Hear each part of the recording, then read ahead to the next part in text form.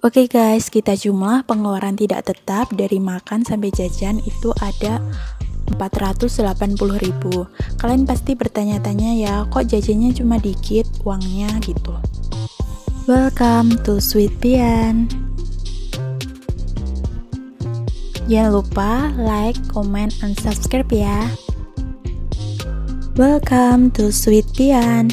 Di sini aku akan share ke kalian seputar budgeting bulanan versi anak kos.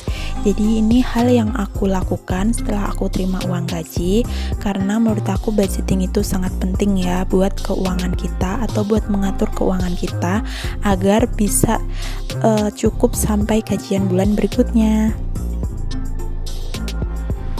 Buat kalian nih yang belum melakukan budgeting, kalian wajib banget coba buat melakukan budgeting bulanan kalian. Karena menurut aku ini wajib banget kalian lakukan, apalagi yang udah bekerja maupun yang masih mahasiswa atau masih sekolah, karena ini tuh bisa mengatur keuangan kita. Jadi kita tahu nih uang kita itu larinya kemana atau buat apa aja gitu. Dan kita juga bisa meminimalisir kebukean di akhir bulan.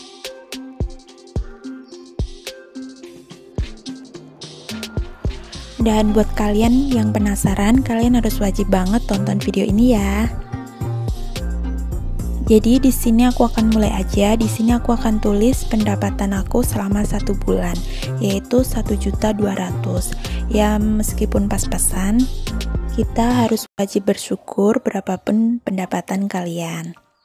Kemudian di sini aku harus sisihin uang juga buat tabungan. Di sini aku nabung 10% dari gaji aku, karena menurut aku berpegang prinsip sedikit-sedikit nggak apa-apa, lama-lama menjadi bukit.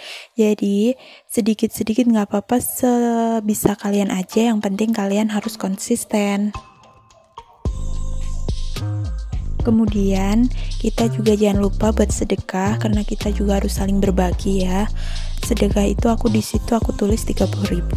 Kemudian di sini aku lanjut ke pengeluaran tetap, yaitu pengeluaran yang tidak berubah-ubah. Kayak misal bayar kos.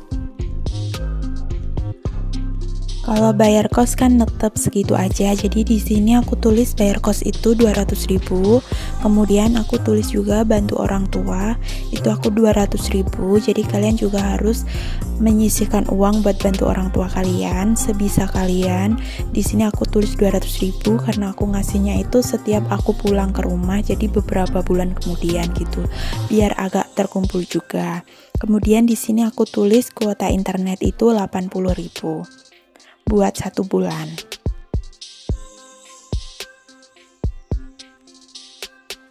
Oke, kemudian aku akan jumlah pengeluaran tetap aku dari bayar kos sampai kuota internet.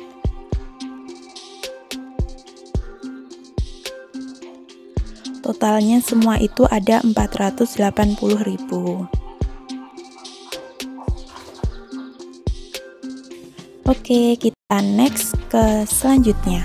Di sini aku tulis pengeluaran tidak tetap. Maksudnya apa sih pengeluaran tidak tetap itu? Pengeluaran tidak tetap itu pengeluaran yang sering berubah-ubah. Jadi nggak segitu terus. Misal kayak makan. Aku di sini makan itu 300.000. Jadi kadang aku sebulan itu nggak menghabiskan 300.000 karena aku masak sendiri, masak nasi sendiri. Jadi menurut aku agak menghemat biaya juga. Dan di sini aku juga tulis iuran kos itu 10.000. Karena di kos aku itu ada iuran buat beli galon sama beli gas. Dan kemudian di sini aku tulis keperluan mandi. Di sini aku kasih jatah 50.000 karena nggak tiap bulan ya kita habis, kayak sabun sampo itu nggak pasti habisnya itu bareng-bareng. Kemudian aku juga kasih jatah buat skincare itu 100.000. Kemudian di sini aku jajan cuma 20.000 buat 1 bulan. Pasti ada yang tanya ya, kok jajannya dikit banget, mana cukup segitu gitu.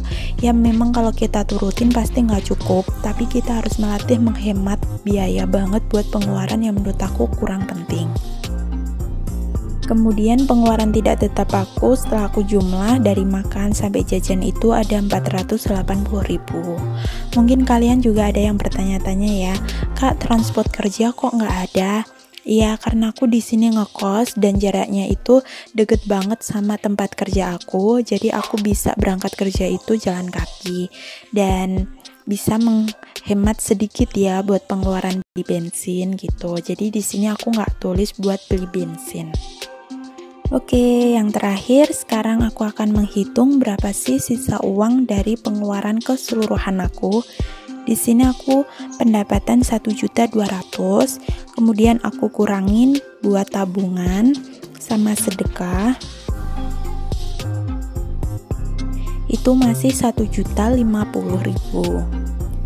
Kemudian aku kurangin lagi buat pengeluaran tetap. Itu 480.000. Sama pengeluaran tidak tetap sama juga ya, ada 480.000.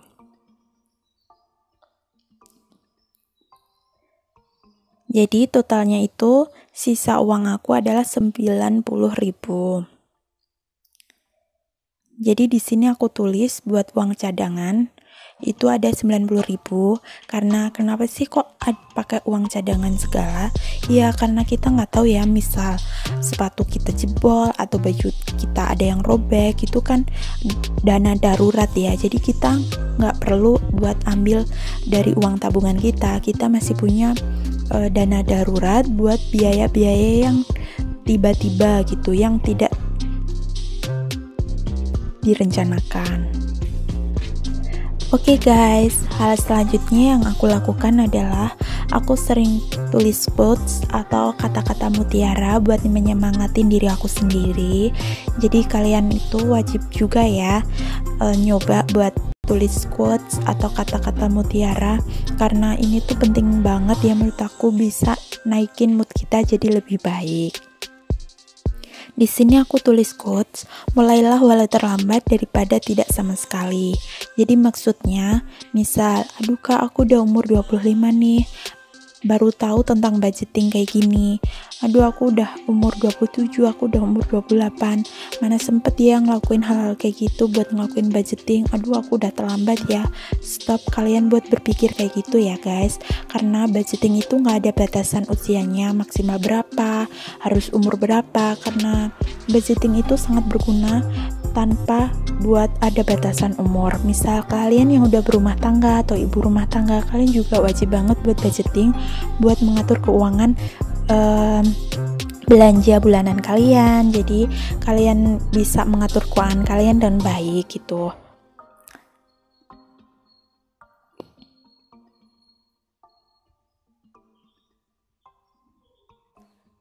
Oke guys, ini budgeting bulanan versi anak kos, versi aku. Jadi kalian bisa banget coba buat ngelakuin budgeting kayak gini. Dan daftarnya itu daftar pengeluaran, daftar tidak tetap. Kalian juga sesuaiin aja sesuai pengeluaran kalian atau jumlahnya gitu. Thank you for watching and bye-bye. Jangan lupa like, comment, and subscribe ya.